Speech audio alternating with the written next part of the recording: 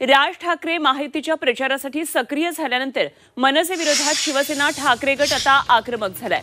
Zee 24 तासच्या to the point मुलाखतीमध्ये बिनशर्त पाठिंब्यावरून आदित्य ठाकरेंनी मनसेवर निशाणा साधलाय।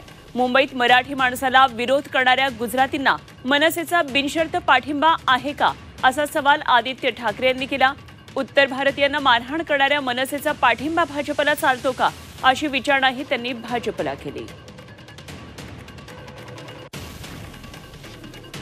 मनसे बुलेट ट्रेनच्या मुद्द्यावरती खूप विरोध करत होती। तुमचाही आज तोच मुद्दा आहे, जे मुद्दे तुम्ही आज मांडतात तेव्हाही तेच मुद्दे मांडले गेले होते। पण आज बिनशर्त पाठिंबा त्यांचा, आज बिनशर्त पाठिंबा। आणि मी मनसेच्या नेत्यावर कधी नाही बोलत, कारण ते एक डिसेन्सी मी पाळत असतो। पण एक आहे, मी कार्यकर्त्यांना विचारत आहे मनसेच्या, मी हे पहिल्या दिवसापासून विचारत आहे की तुम्ही जो बिनशर्त पाठिंबा दिलेला आहे भाजपला आणि त्यांच्या मिंदी गटाला आणि मग जे काही राष्ट्रवादीला वगैरे, त्याच्यात बिनशर्त पाठिंबा म्हणजे जसं काल जी घटना झाली त्या गुजराती सोसायटीमध्ये असेल बघा, गुजरात किंवा गुजराती समाजशी आमचं काही भांडण नाहीये, पण इथून उद्योग जेव्हा तिथून उचलले जातात आणि तिथे नेले जातात तिथे मी नडणार।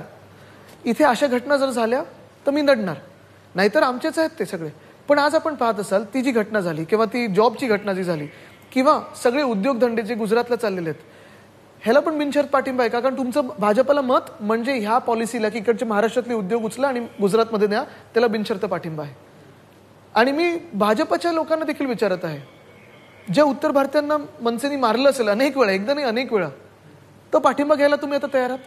मी जैन समाजाला विचारत आहे, ज्या मनसेच्या लोकांनी देरासर बाहेर चिकन वगैरे टांगून आंदोलन केलं होतं, तीच मनसे आता भाजप बरोबर आहे, जैन समाज काय भाजपसोबत राहणार का?